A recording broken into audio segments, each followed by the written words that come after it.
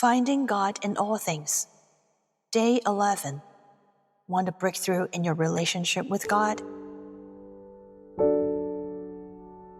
At this stage of the retreat, especially after the reflection on the 10th day, I hope you can sense that in choosing Jesus as the love of our lives and in responding to and living out God's call, there is a clear disparity between our willing hearts and our practical actions. We must never rely solely on subjective feelings to determine whether we have established an intimate relationship with God, or use our own one-sided understanding to determine whether we have met the requirements of Jesus.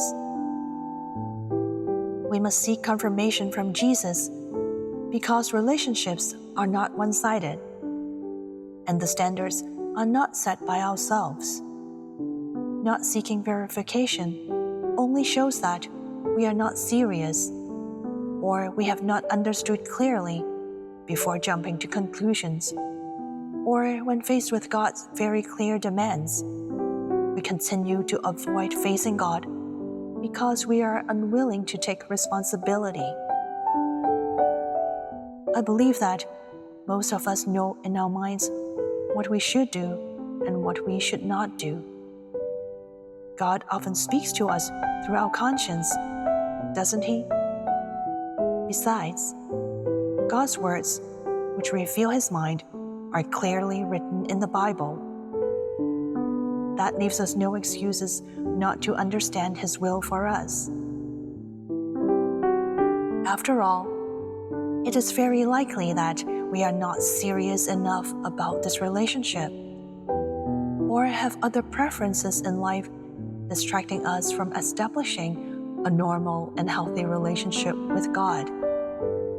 Therefore, whenever choosing God leads us away from investing in our interests, we distance ourselves from God or avoid His gaze and gentle invitation. In our relationship with God, we often take advantage of Him and take His love and understanding for us for granted. Poor God is often neglected and mistreated by us and becomes the victim in our relationship. If we don't earnestly clarify these issues, how can we claim with a clear conscience that we desire to find God in all things? Wouldn't that be hypocritical and self-deceptive? Therefore, we really need to spend enough time in this retreat to examine our conditions, consciousness, understanding, and true intentions. Only then can we truly explore how to seek, see, and feel God's presence in the details of our lives. Otherwise, it's all just empty talk with little meaning. The story of the rich young man provides us with a lot of room for reflection.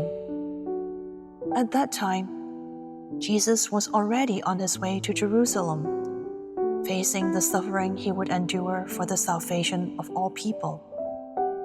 That means this incident did not occur when Jesus was actively calling people to be His disciples. Therefore, we know that Jesus' invitation to the rich young man is the same as the invitation to anyone who wishes to follow Him, including you and me. What's noteworthy is that the rich young man's intention was not necessarily the same as that of other people in the Gospel who wanted to follow Jesus. Instead, he simply and intently desired to inherit eternal life. Therefore, we can infer that Jesus' requirements for His disciples and apostles must be higher than those for the rich young man. In other words, the demands Jesus made to the rich young man are the lowest threshold for us to embark on the path to the kingdom of heaven. You might think, isn't God too demanding? This perception is related to the image of God in our hearts. Assuming that we firmly believe that God is all good and always looks out for our best interest, and because we are created by Him, so God knows our weaknesses and temperaments. On this basis, we can be assured that God will show us the most effective and direct ways for our salvation, and will not deliberately make things difficult for us. If we suspect that God has raised the bar unnecessarily, our image of God deviates from the essence of God. If God were truly so unreasonable and demanding, you probably wouldn't choose to find this God in all things. When we are clear about all of this, we can make a serious and resolute response to choose God as the love of our lives. With this solid foundation, finding Him in all things becomes meaningful.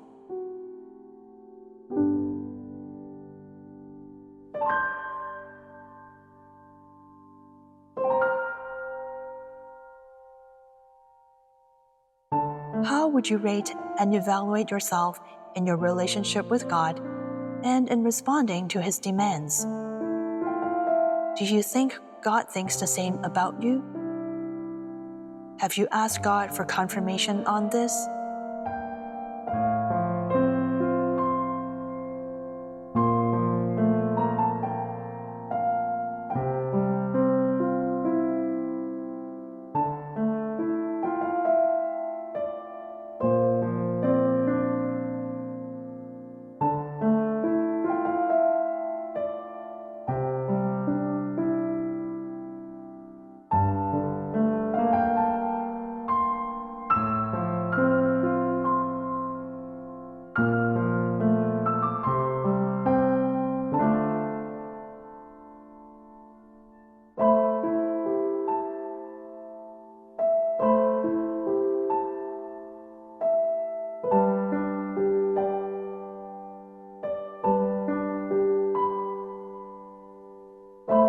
In your relationship with God, are there things you know, based on reason and conscience, that you should do, but you fail to do them?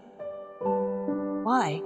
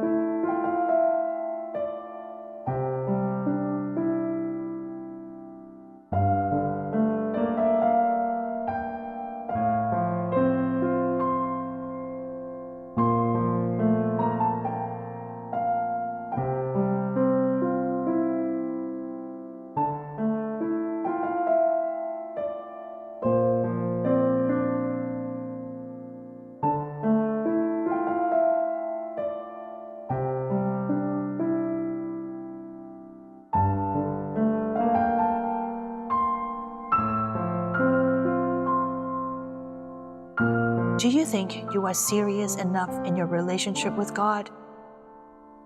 Are you more concerned about God, or do you think God is more concerned about you?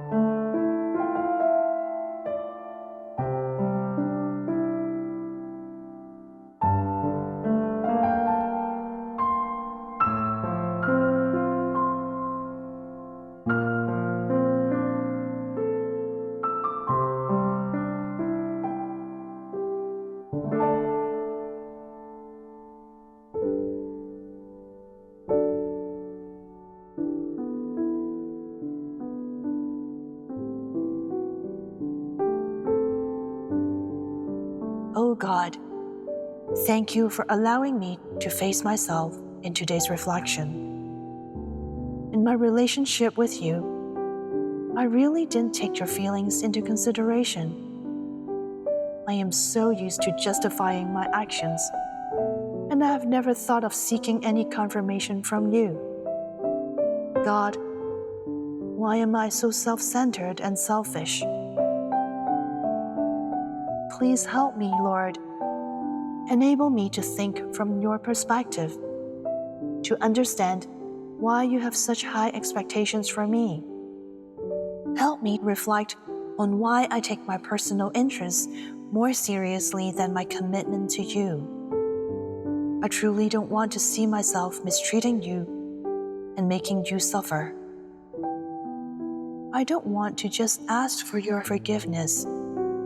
I only hope that you can grant me strength and determination to put you as the first priority in my life.